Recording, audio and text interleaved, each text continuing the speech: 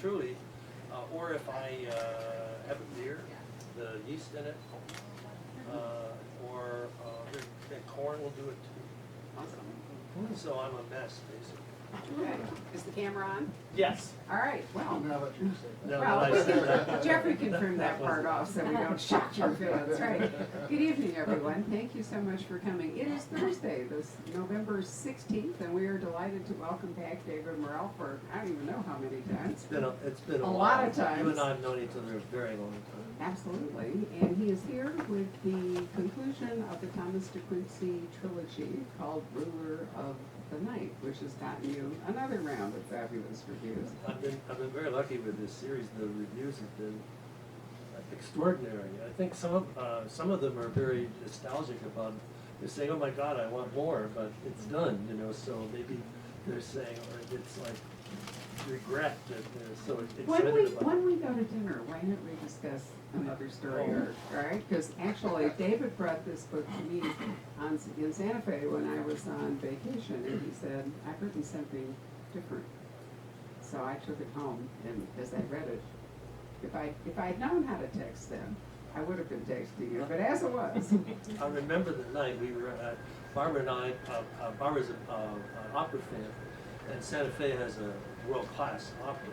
So at one time, Barbara came and stayed at my house and go off to the opera, and we talk about books, and it was just a lot of fun. But one night, we were at a local restaurant, and as she says, I said, I've done something a little different. I've written about this real-life person, Thomas de Quincey, who was nicknamed the Opium Eater in his day, and he was, among other things, an expert in Immanuel Kant, whose philosophy in part was based upon whether reality exists outside us or whether it is created by the ideas in our head.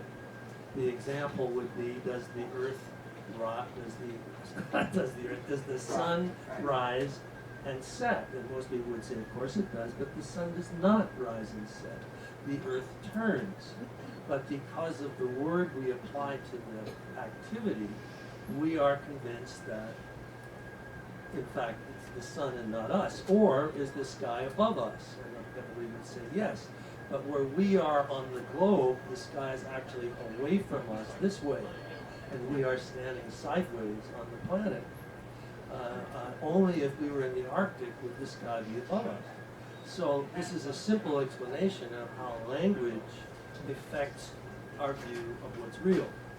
And so what I remember the look in your eyes as I was talking about this, and I said, so this opium eater guy who's 69 years old and he's like under 5 feet tall, he's going to go to Scotland Yard and talk to them about Immanuel Kant as a way of solving mysteries, and they're going to think he's nuts.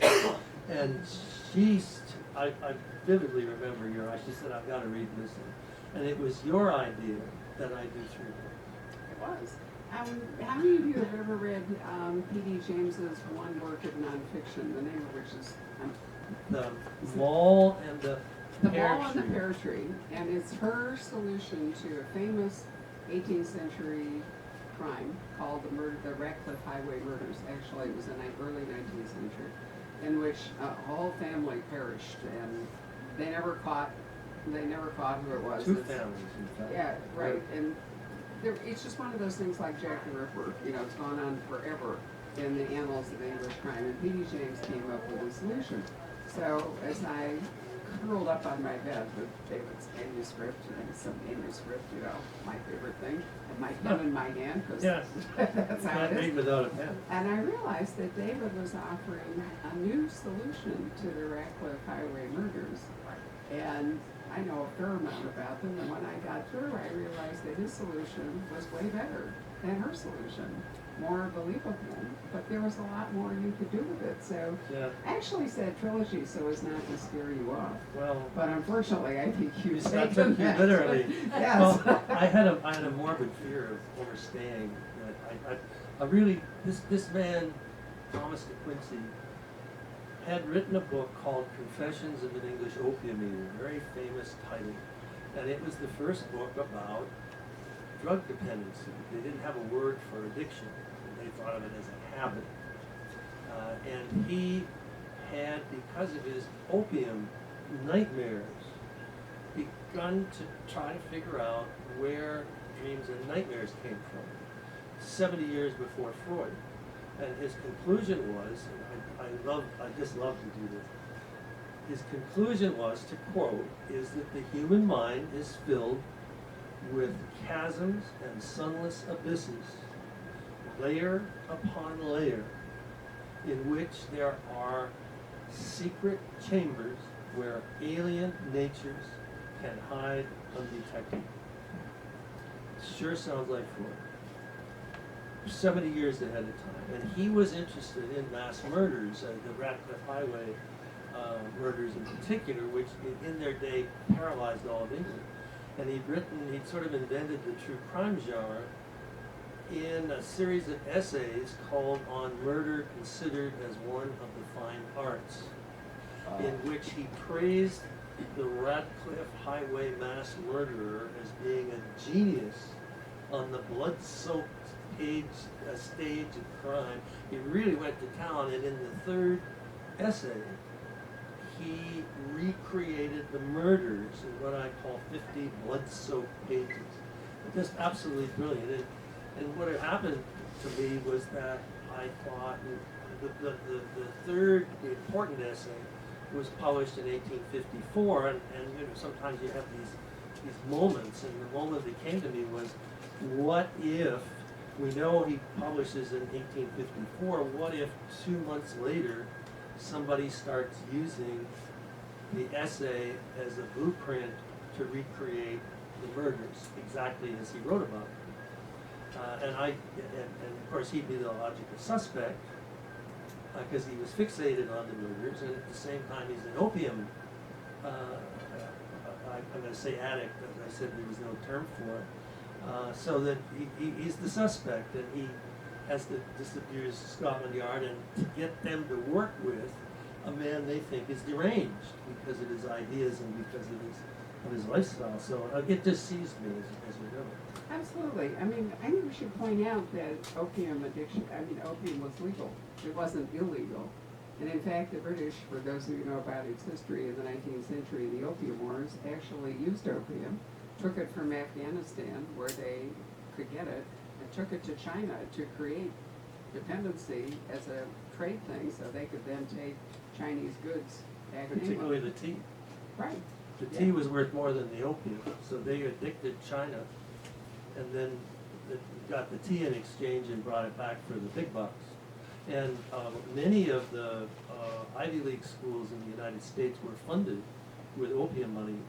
I mean, opium was a big, big business, and it was legal. It was in the form of laudanum, which is a mixture of brandy and powdered opium. You could get it anywhere. You could get it cheaply. It's the only effective painkiller that the English had. But on the bottle, there's a skull and crossbones, and on the bottle it says poison. At the same time, it says a dose for 10-month-old baby. Oh, my. They gave it to 10 them drops. for teething, because they Yeah. really did. They did. The other thing to remember too, and I think it's really important, is that it was more for the middle and upper classes, because in the 18th century, when they brought in gin, which was the only real painkiller they had then, that was really something, they called it blue ruin, Yeah. and it was something that largely was, you know, for people without a lot of money or lower class. That opium was a respectable painkiller. It wasn't, you know, there wasn't any aspirin. Aspirin didn't come in until, what, 1917 or 20-something or other. So, you know, if you were in pain, if you had, living in that climate, probably everybody had arthritis and rheumatism and, you know, all the rest of it. No wonder. It was in every medicine cabinet, but if you weren't used to it, they did it in little drops. If you took a tablespoon, it would probably kill you.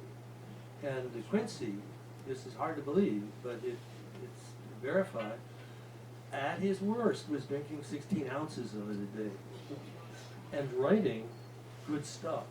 The paradox with De Quincey is, was he was he a brilliant author who would have been more brilliant without the addiction, or did the addiction make him brilliant? Well, this new biography, for those of you who read our e-news, I pointed it out to you in the book news, and of course I am now completely blank as to what it was, but it's A about... guilty thing. Thank you, a guilty thing. Her thesis is that opium is what led him become a writer. Yeah. That it was, there are lots of writers who are alcoholics. I mean, you can go back and look at that history, but I mean, I haven't read the book yet, but I know in the New York Times there was a really great essay about it. It definitely said that, she thought opium was the making of him as a writer. Well, that's my view, and it's not a fashionable one. I mean, you're not supposed to say that a drug might have made a author. I mean, you have to be very careful here. Even the Beats, who did drugs as well as booze, one questions whether Jack Kerouac, as enthusiastic as he was in fact a great writer. He was a myth maker, but De Quincey was a great writer. There's a paradox involved that I think made his career at the time, but also when I was in graduate school, nobody taught De Quincey because he was a drug addict, so he had to be by definition dismissed. And when I began the research, which was so intensive that I often thought, literally, that I was in 1850s London. I mean, it was like self-hypnotism. But when I started the research, I made friends with the then two De Quincey biographers, a man named Greville Linda, a wonderful name, it's Anglo-Saxon, who is a former professor at the University of Manchester, and it was in charge of the collected De Quincey, and Robert Morrison, a Canadian professor, who wrote a subsequent book only in 2009. This is surprising to me, and here we are in 2016, 7 years later.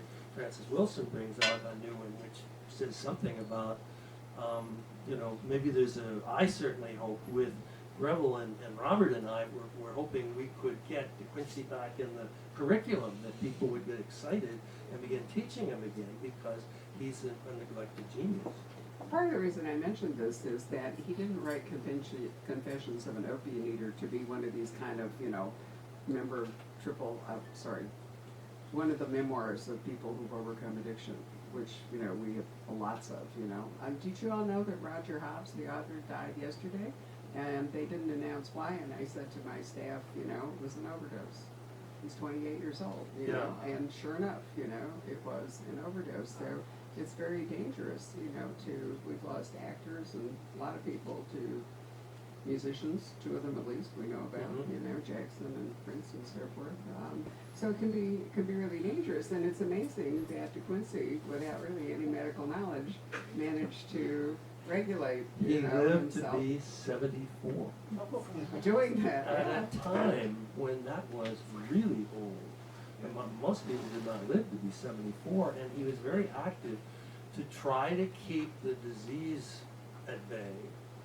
He walked at least 15 miles a day. And this, of course, was, I seized on this. I thought, this is so cool.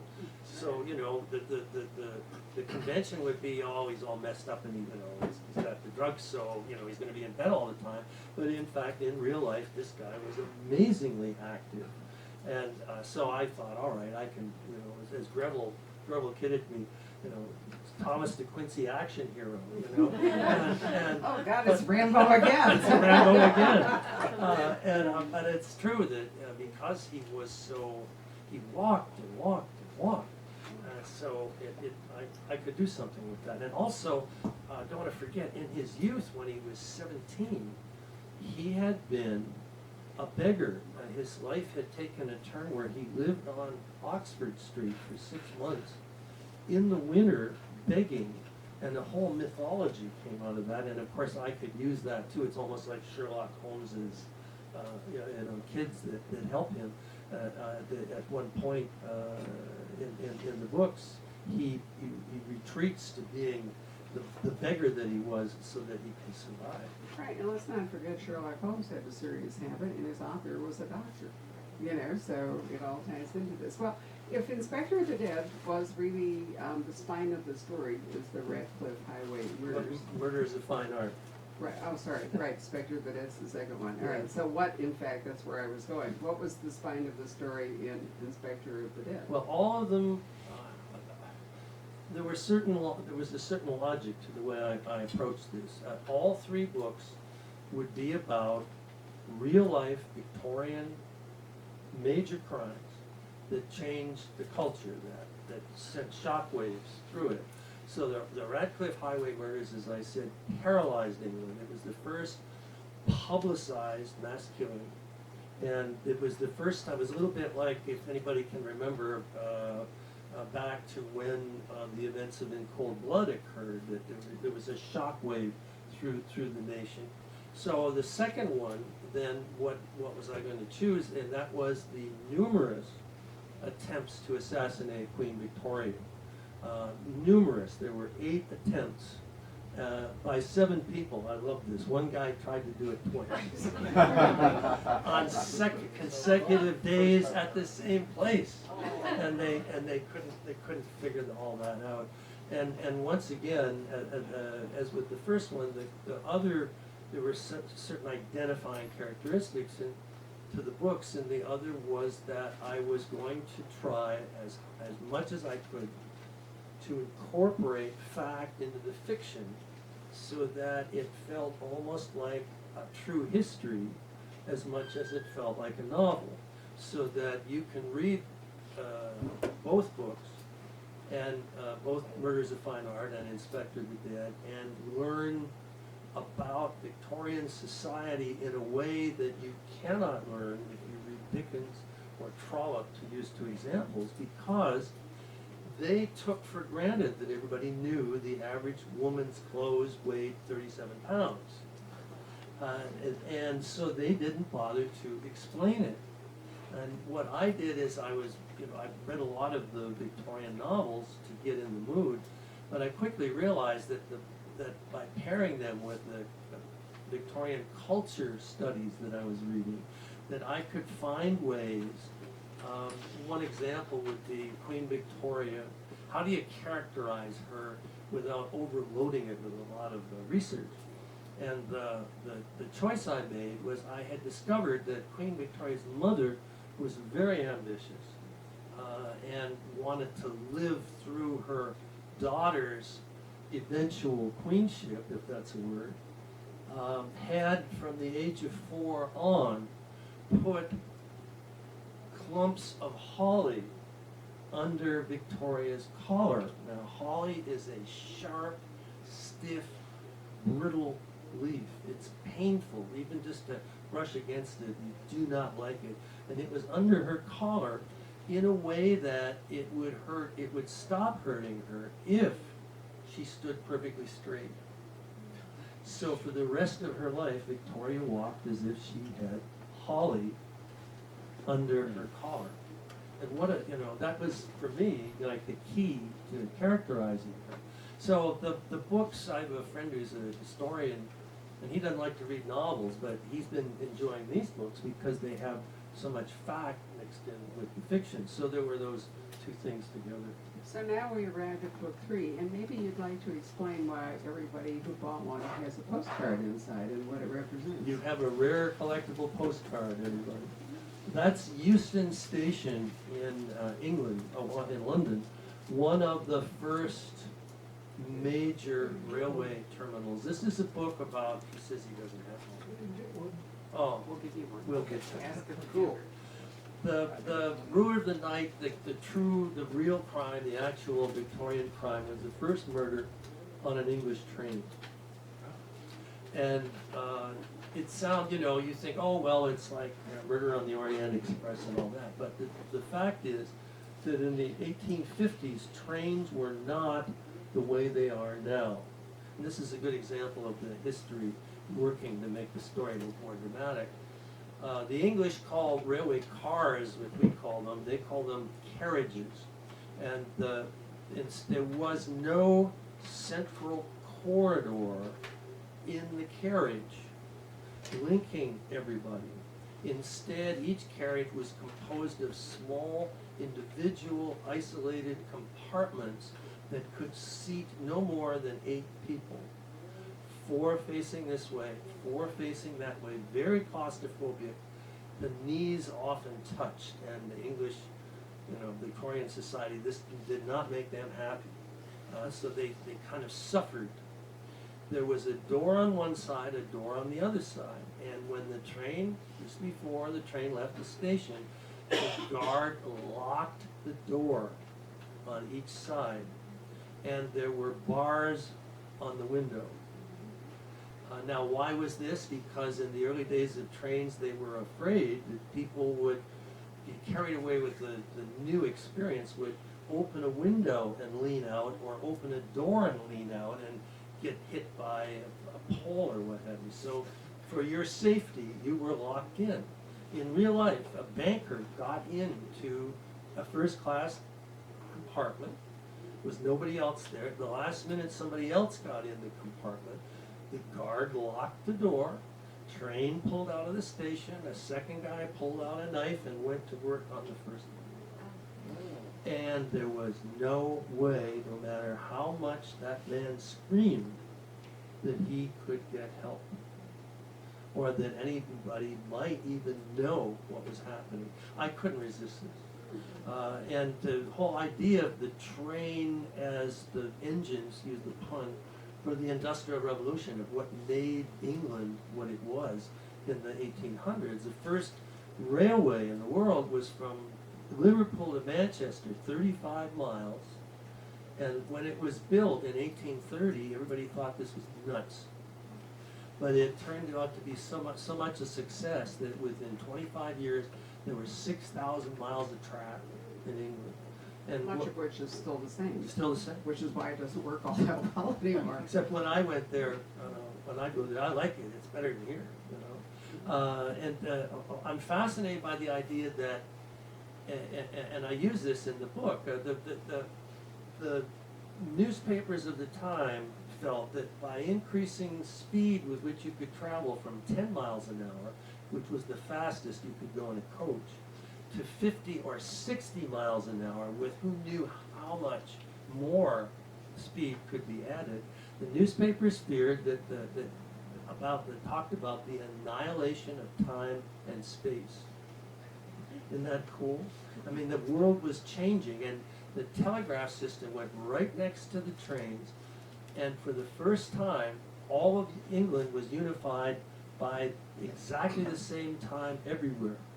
Before, with sundials and all that, it might be an hour off, a half hour off, but every morning the time from the Greenwich Royal Observatory was telegraphed to every train station in England, and they adjusted the clocks accordingly, which meant that the trains could run on a decent schedule. So, I mean, the world changed, and then when that murder occurred, and I'm just going to add a little bit more because I love it so much. When he was done stabbing the guy, the place was pretty messy. And then he got to thinking, when they unlock the door at the next station, it's going to be pretty clear something's wrong in here. I mean, I can't just prop the guy up and make believe he's sleeping. There was blood everywhere. So as the train is going along, he said, I know what I'll do. I'll kick the door that's the one that won't be arriving at the station. I'll kick it open, and I'll dump the body. Never mind that the whole thing was still dripping with blood. So he kicked the door open, and he threw the body out, and it dropped, and it hit a step, and it flipped, and it went under a wheel. And people in the carriages downstream, so to speak, this summer with the windows open, got blood all over.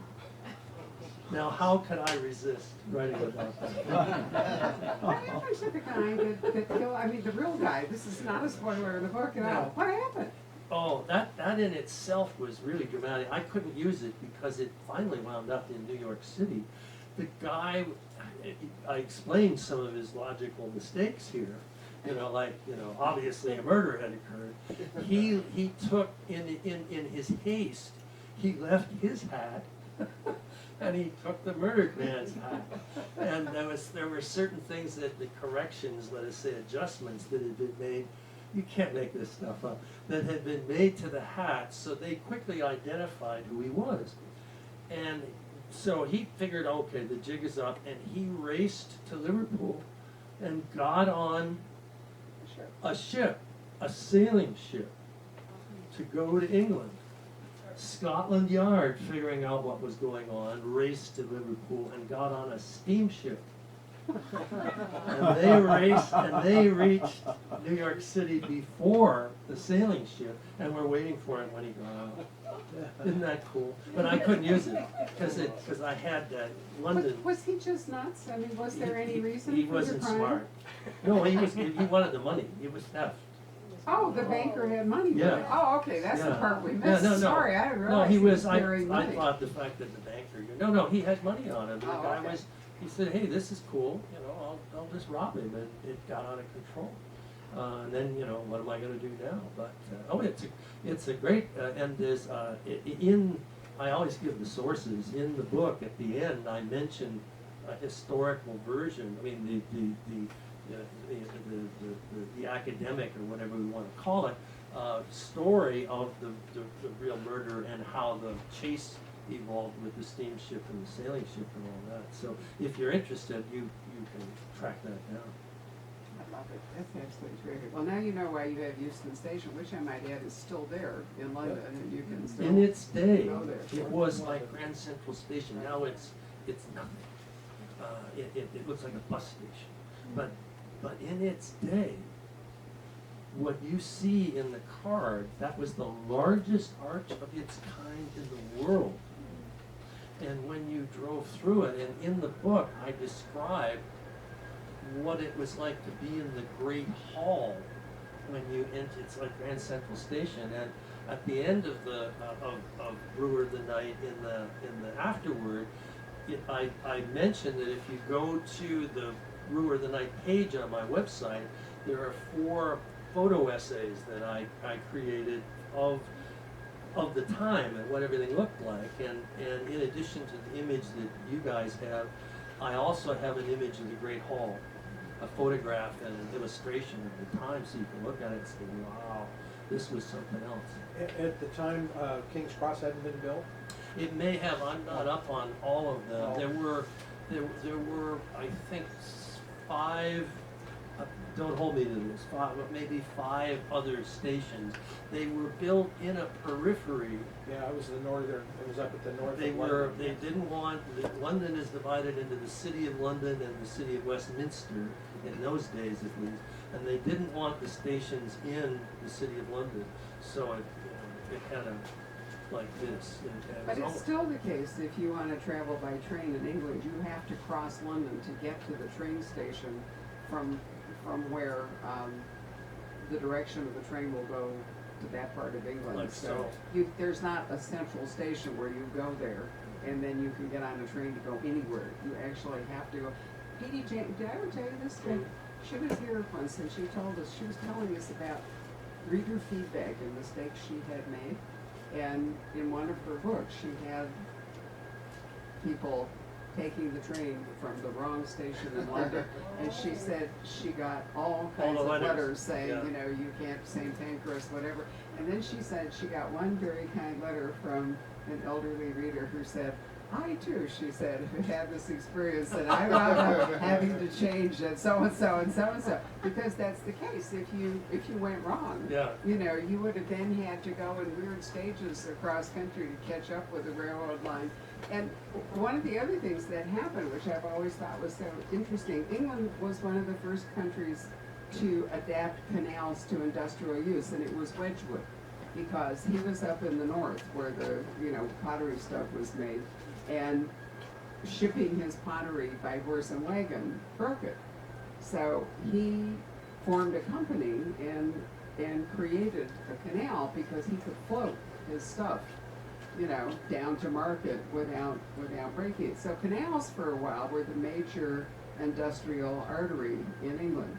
And when the trains came along, they began to replace the canals, but there were landowners, the super upper class, who owned these enormous tracts of land, and they were able to monetize some of their estate because they sold it to the railroads, you know, for rights of way. So there would be train lines crossing, you know, Lord so-and-so's, whatever it all is. Yeah. And so they could even have like private little lines and private stations and all. I mean, it was, Going into the manor house. and they right, get so on that it was a road. real hodgepodge system. It was not like Japan, where if you go to Japan, you know, get on the Shinkansen. I mean, I'm telling you what, they actually, maybe you traveled by train in Japan, because I have a lot, they actually paint the lines where your car is going to stop in the order that you line up with, because they are 50 seconds in the station. I mean, you have to have your ticket and you have to be on the platform in your designated spot for your car, or you're gone, you know? I mean, Wow. those things operate like those are the bullet trains. Yeah. It's phenomenal. But the Japanese have designed an entire system and then built it. Where in England it just grew organically because it was original, and you have to, you know, you have to remember that. There were something like in 1848, which is a big year, there was Revolutions. the everywhere. revolutions were Right. everywhere, and at the same time the stock market crashed. But there were, because of the railways, because everything was overbought, but there were something like 200 railway companies that you had to petition Parliament in Yes. order to get to be able to do it. And more than 200 companies petitioned Parliament. I mean, obviously it was a bubble, you couldn't keep going that way. And then, of course, the ones that failed got bought up, and capitalism does what it does. So I got the idea of the train being a metaphor for the Victorian era. And then the final thing was that the first novel, Murders of Fine Art, is an imitation of a Victorian novel with asides and omniscient voice and essays in it and all the sort, and the first person narrative intrusions that you're used to in a Victorian novel. The second one is half a Victorian novel. It doesn't have as many essays and it's a little faster. But this one is a modern novel. Okay. This one is very fast and doesn't have hardly, if there are essays, it's just a little paragraph that introduces a chapter. So I wanted this, I probably think too much, but I wanted the books to represent how the Victorian age zoomed. It was fun to, you know, I like to play with the form of a book and find ways to write a novel that maybe haven't been done before. And, you know, the way these three books are, but you don't have to read all of them to appreciate them. You know, that's a big problem with series, where to start, but they each have independent plots, but they are nonetheless unified by a central idea.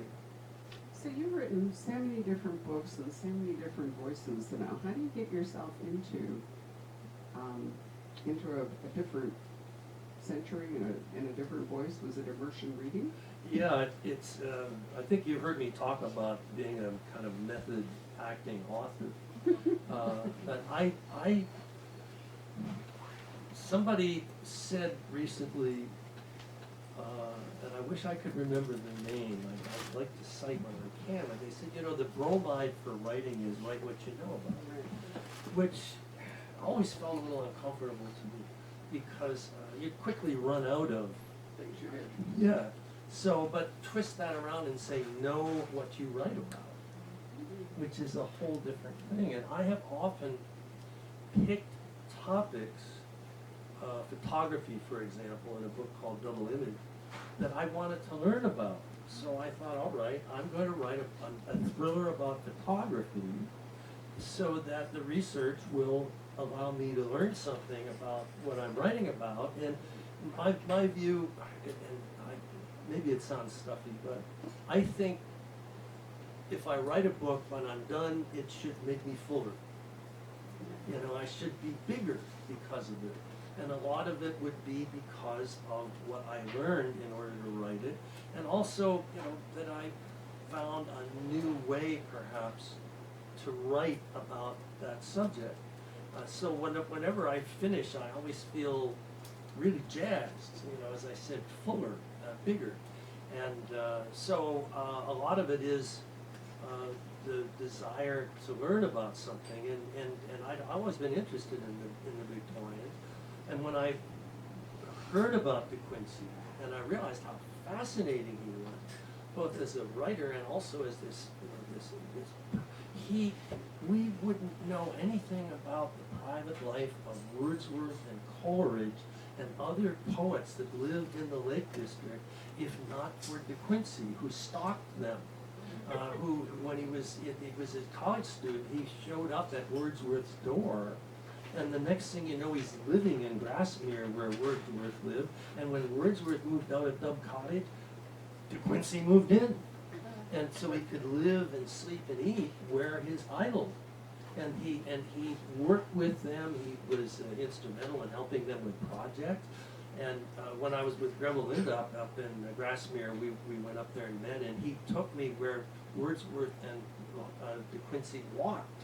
He took me on the paths that they would have used. It was so exciting. And in later life, De Quincey wrote a series of essays about the personal life of Wordsworth and Coleridge and these other folks. And he wasn't exactly kind. Wordsworth and he later had a falling out. And among other things, when De Quincey moved into Dove Cottage, he ripped out some shrubs. And the family, they didn't own the property, but the Wordsworths who'd been there long enough thought he shouldn't have done that. And that was the start of the falling out. And you have the impression that, maybe De Quincey was waiting for the time when he could get even for everything they'd said about him. But even on that level, it's as if he invented the modern notion of the memoir, the self-reflective memoir.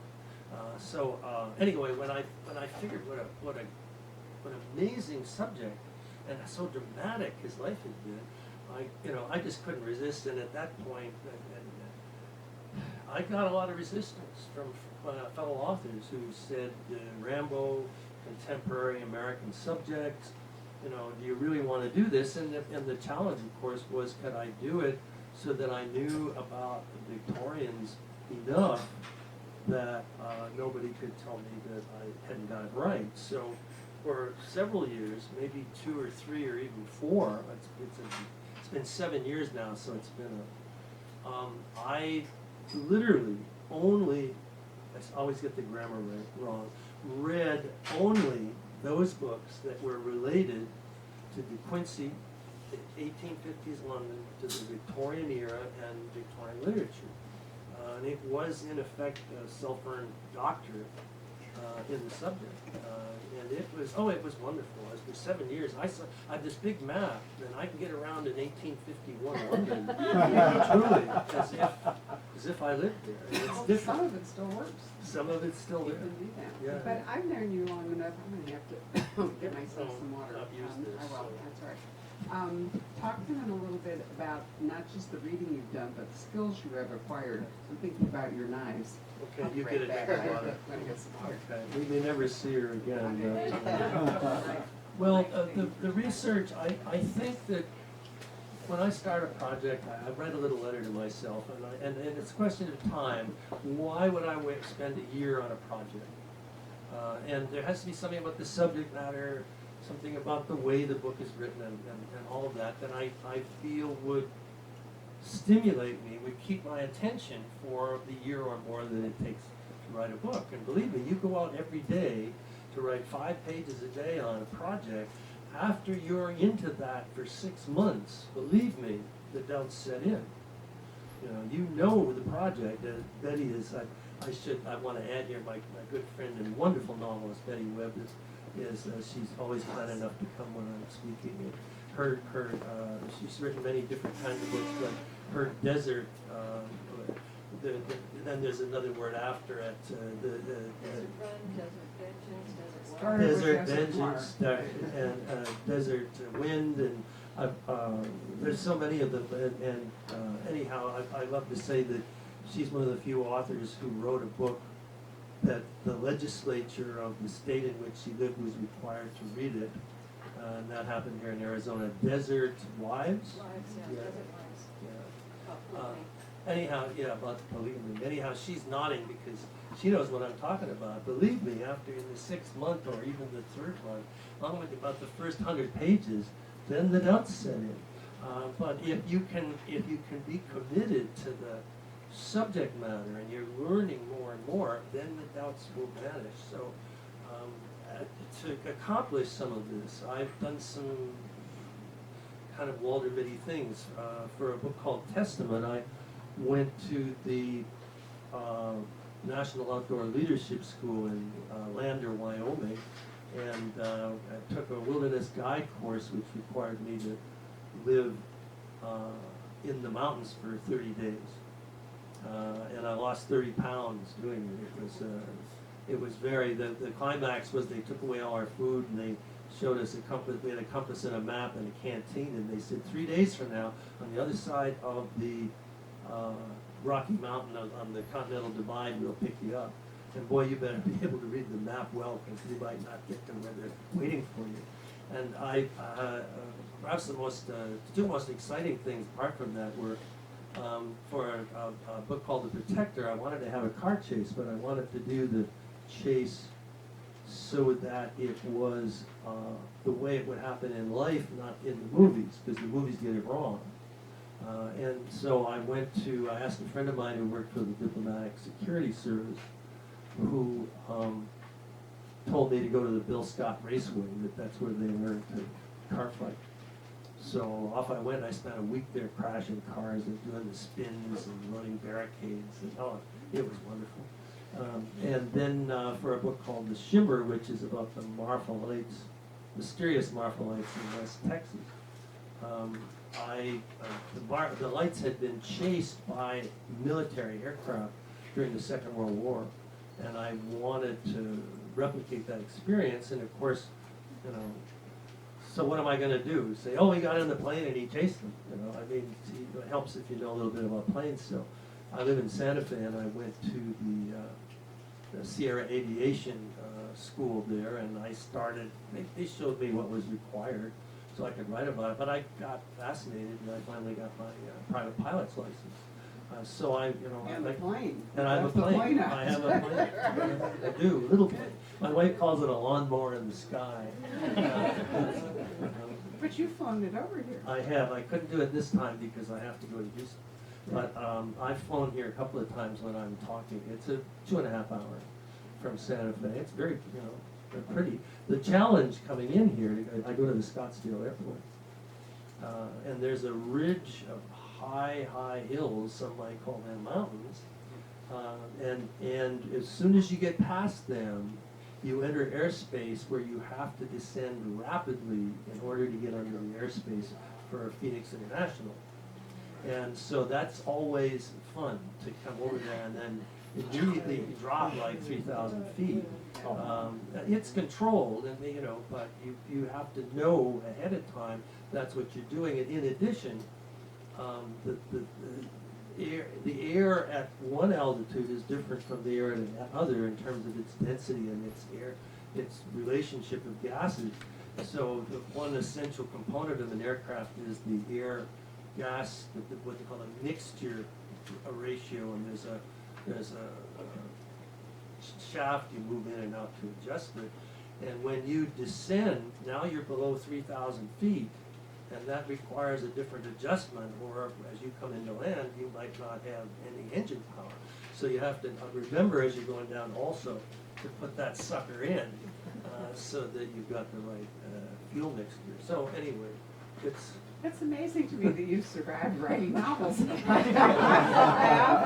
David once showed me his knives, that he's skilled with knives, because you took a course in what, defense? Oh, yeah, I have a friend named Ernest Emerson.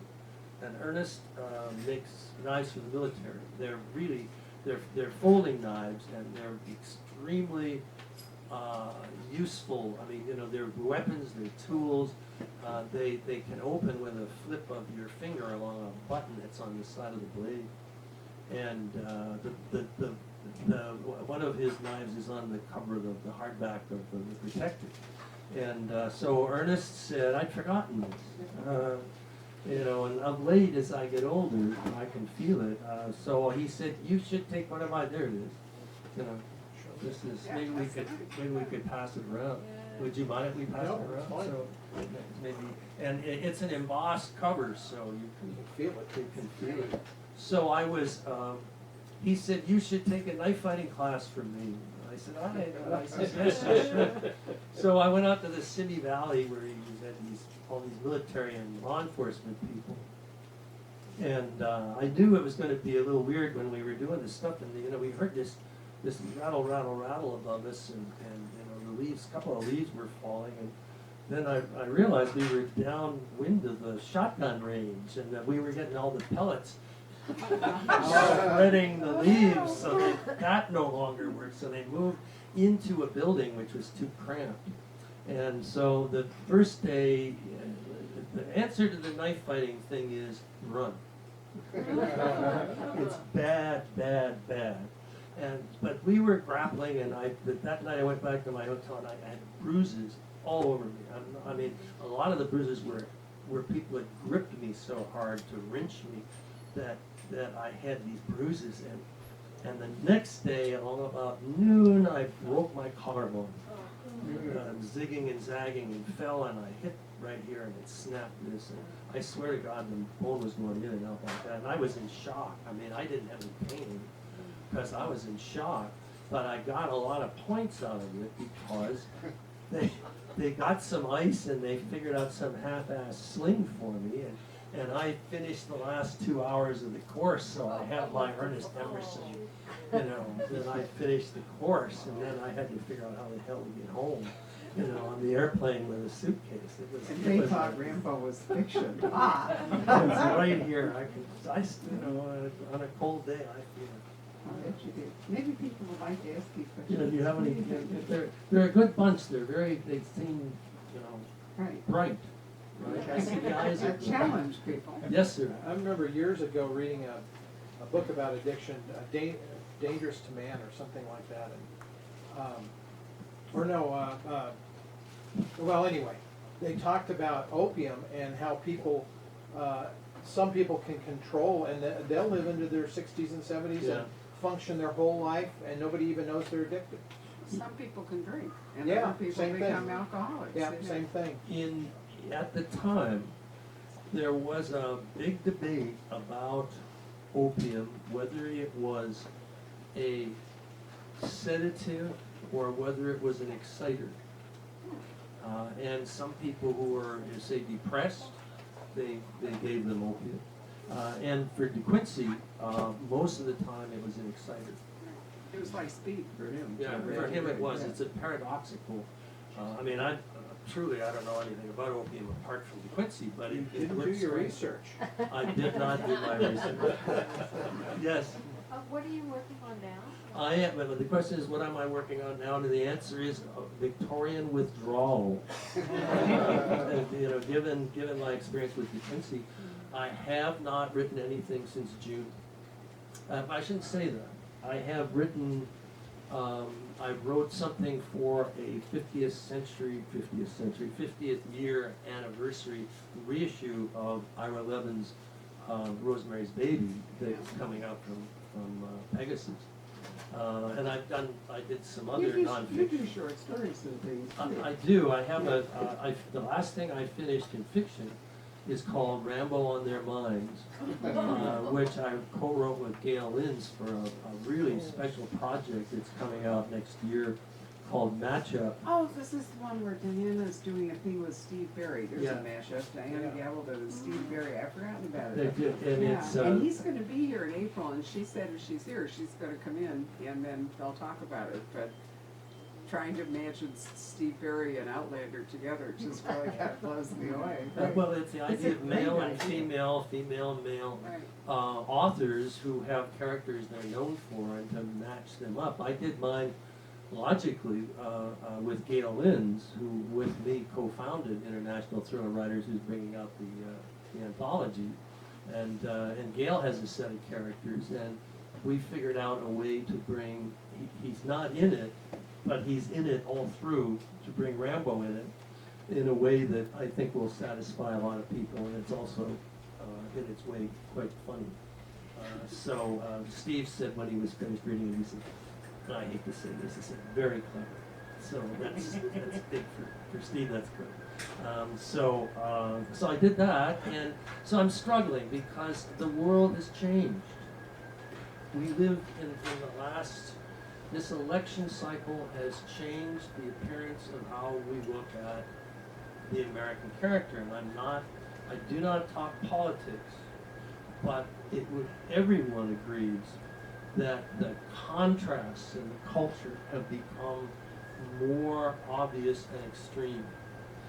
And so the audience I thought I had might not be the audience that I truly had. And I was reading in today, I've always checked the showbusiness.com, so I was looking in, it might have been Variety, and it said, we have a Trump-era thriller with a banker and a chef that both in love with the banker's wife, and the wife is having an affair with a fourth person.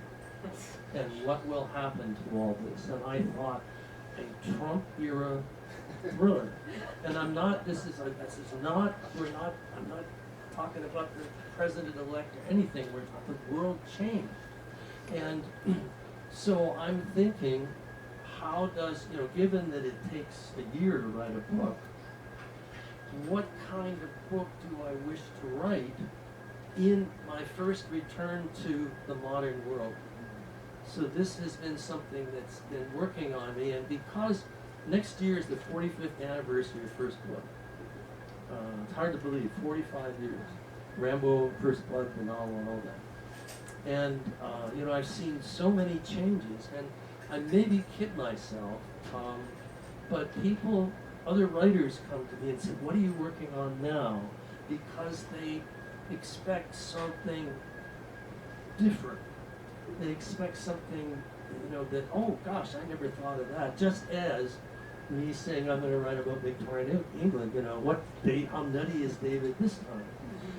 And the nonfiction subject of a book is very important, a nonfiction subject of a novel. I mean, we haven't talked about plot here. We talked about De Quincey, we talked about Laudanum, we talked about the trains, we talked about the attempts to kill Queen Victoria, because plot doesn't describe well. That's why we read the books. But with what I'm trying to find is a nonfiction subject that I can come here with you and say, we talk about it, and and we say, oh, isn't that fascinating? And I want to read the book because of the subject, and it has a plot elements. So there are profound things that are at work here. And, it's not unlike 9/11, when many authors either put books away or went adrift because of the seismic shift. And, in a way, although I know you don't really want to do it, you actually can write about the past more firmly than you can about trying to capture the moment. Well, I could. This is the research. I mean, if you really throw yourself into it the way I do. You've already mastered Victoria, just write about somebody else. How hard is that? Yeah, how hard is that? We have a question. Yes, sir. So this is actually going to lead into a question, but what you were talking about, some of the statistics I study in my field, Which is? religious studies. Okay, religious studies and statistics, just for the Throw a Yeah. plot at him, I know you can do it. So, one of the statistics, and I don't care much for politics at all, but on the facts of it, they discovered many of the voters in this election, they were motivated mostly by cultural, religious feelings, if you will. Yes, clearly. Informed from people who are not themselves religious, but informed of just cultural triggers that have such deep religious undertones. Whatever those might be, it's up to whoever to determine. But it reminds me that in so much of your writing, There's a lot of religion. well, and actually that's what got me hooked 21 years ago with Covenant of the Flame. Oh, interesting. Which obviously you tied in, the religion of Mithras, and You had forgive me, the other book where the former agent was in a monastery. And Yeah, whatnot. he was, well, my favorite opening is a book called The Fraternity of the Stone, Mhm. where the main character is in a Cistercian monastery in New Hampshire, and he was he did things for the government. It's never said what, Yeah. and to atone, he's been living in and not as a religious. He's not a brother. He's like a penitent. He's a penitent. And, Yeah, well, and the mouse comes out and dies, and he realizes the whole monastery's been poisoned to get at him. Yeah, It's and one of I my actually favorite read openings. that book during way back when I was discerning for a seminary. Oh, So it was an unusual thing to read at the time. are you still? Did you go? No, through I the was seminary? accepted, but then I decided to back out. Yeah. For deeply personal and very complex reasons. The commitment isn't there, right? The commitment was there, but the path was Mhm. too hilly, too rocky.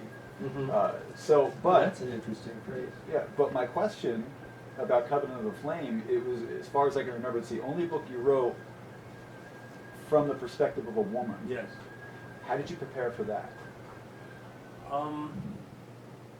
Because the book, I got more hate mail for the Covenant of the Flame, not because of the female main character, but it's an environmental thriller in which a group of vigilantes, due to people in industry or people who make mistakes with oil transports and everything's polluted, in which they punish the transgressor in ways appropriate to their crime. And I got, there was no, and we'll get it now. We will because of this. There was no environmental crisis. There was no pollution. I was a tree-hugging commie. And it went on from there. That was the polite language, and it went on and on and on. Never mind that I talked about Mithras, Mithraism, and Mithraism It's a was Roman god, right. the Roman god, was the dominant religion in Rome up until Constantine's conversion. And the Catholic Church borrowed many of the tropes from Mithraism in order to bring over the pagans to the new Christianity. Well, you know, that to me was where the hate mail was going to come. Nobody said a word. Except they said, well, what'd you make up that fakey religion for? Make it up, it's real. But this other thing really became an issue. But about the female, and I also got male readers is what, and one said to me this in person, he said, what'd you go and put a woman on the cover of your book for? So it was a setback. The book didn't do as well as the prior one, which was The Fifth Profession. So, but you know, that's peaks and valleys, hills and valleys. That's what a career is if you last 45 years, and you cannot expect it. You know. So it just went with the territory. But however, these books, Murder is a Fine Art, Spectre of the Dead, Ruler of the Night, work primarily because of the female character in them.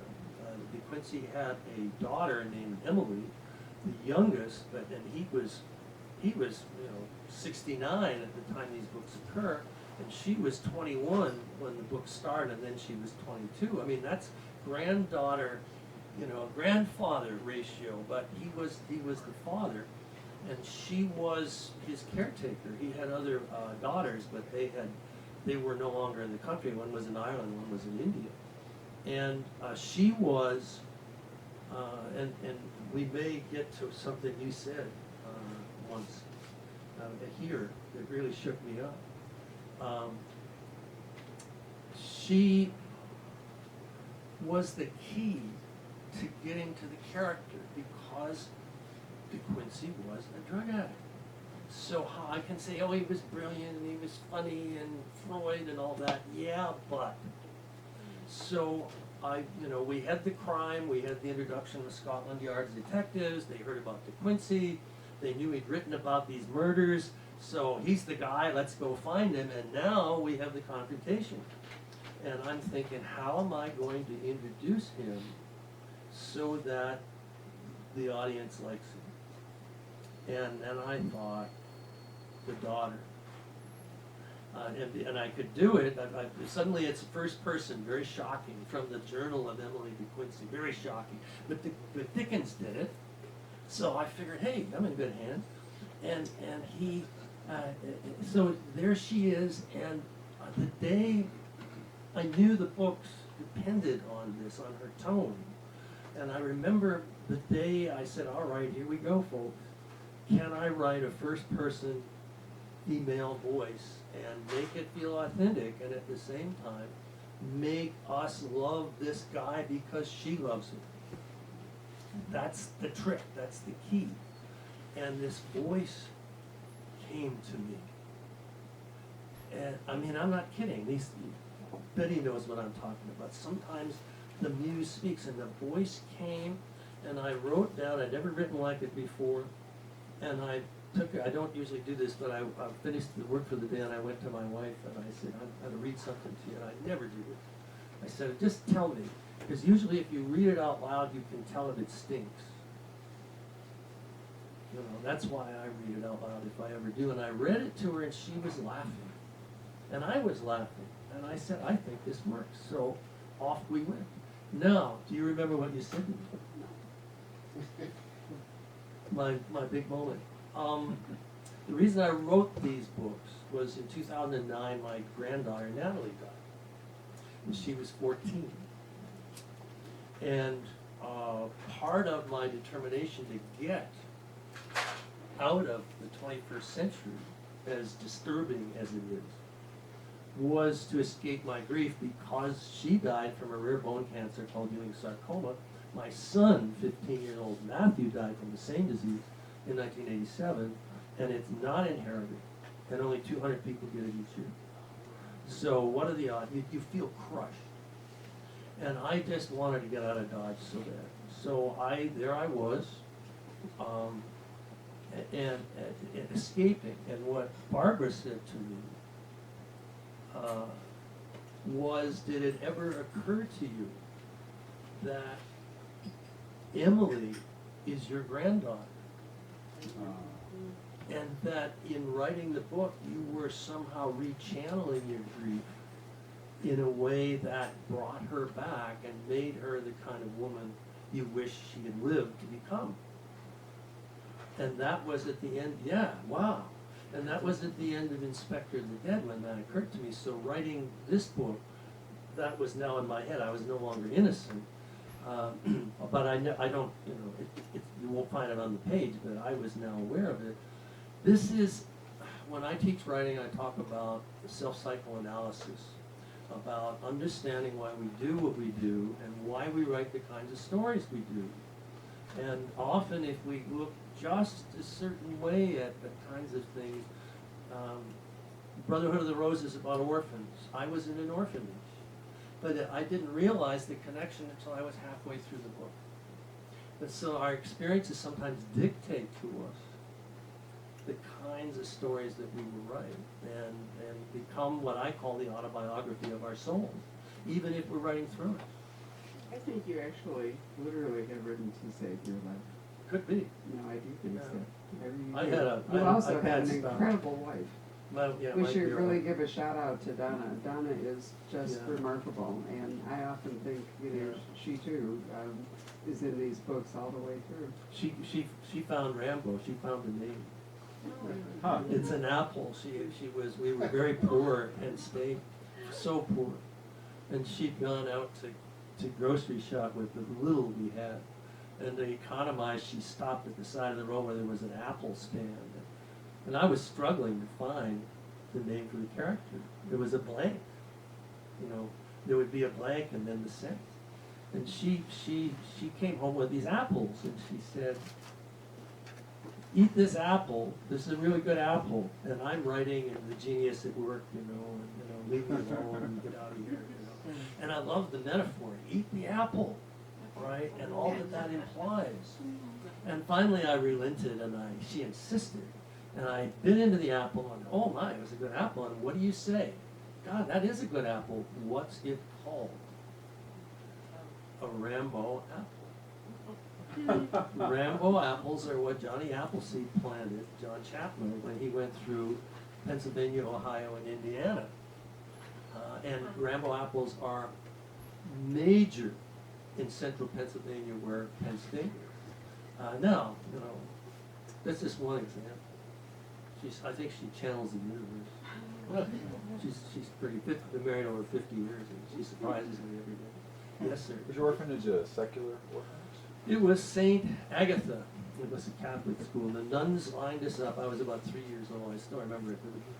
The big deal on Sunday was they had a box of popcorn. It was a special kind of popcorn. It was sweet. It had colors on it. And we all lined up, like communion. And the good nun gave us each a kernel of popcorn. That was our treat for Sunday. Corn meal. I escaped twice. They found me with more. Yeah. Good times. Yeah. Has there been any interest from either cable, BBC America? For this? For this series? It was optioned by a company called E1, which is now trying, it's so hard to make a movie or a television show. Even with, there are 420 scripted television series right now, reality, scripted shows on, Amazon and Netflix and Hulu, and 420, but even then, you say, oh my God, it's hard to get the commitment. So the Scots are interested because De Quincey lived for much of his life in Edinburgh and is buried there. So they think we'll see. But they're thinking television, 10 episode. The author never knows anything. I heard this from one of my agents. So, we knock on wood. I think it'd be great, but, the conventional wisdom was there'd been Ripper Street, there were 3 or 4 Victorian series, which are mostly gone now, along with the Robert Downey Jr. Sherlock Holmes films. So the theory was that it was saturated, but now it's not saturated anymore. So, They always seem to do well.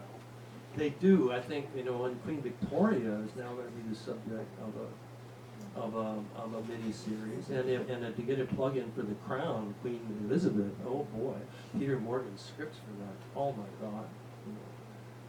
Scotland's really interested in filming. I mean, I've listened to I Diana didn't talk know about filming Outlander. Oh, yeah.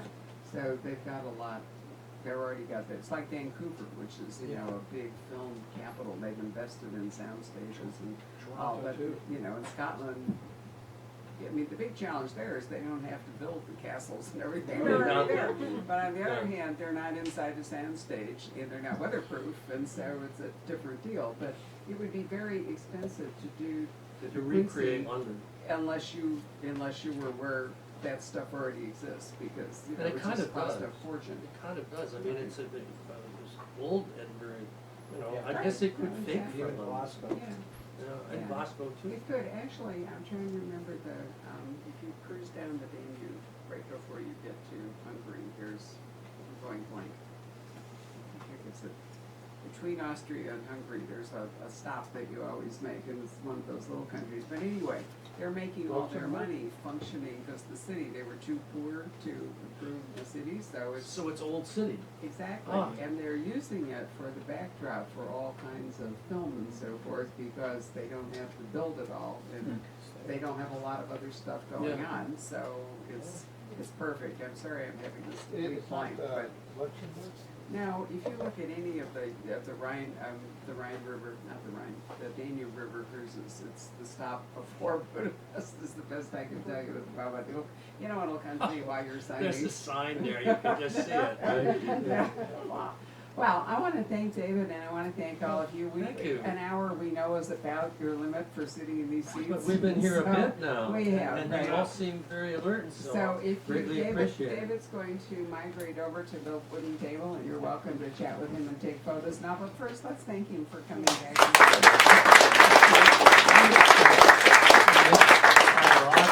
Just for you, I have a small card with a picture of me and Sylvester Stallone.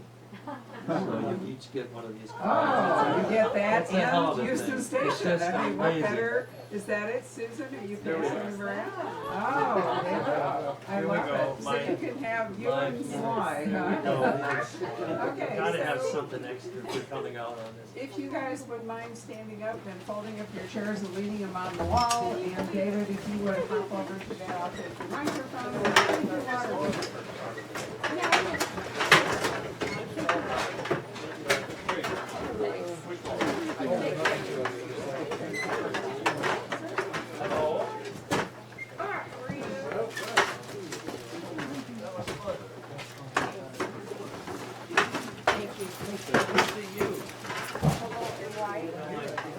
Yes. I know the part. Now I see all this.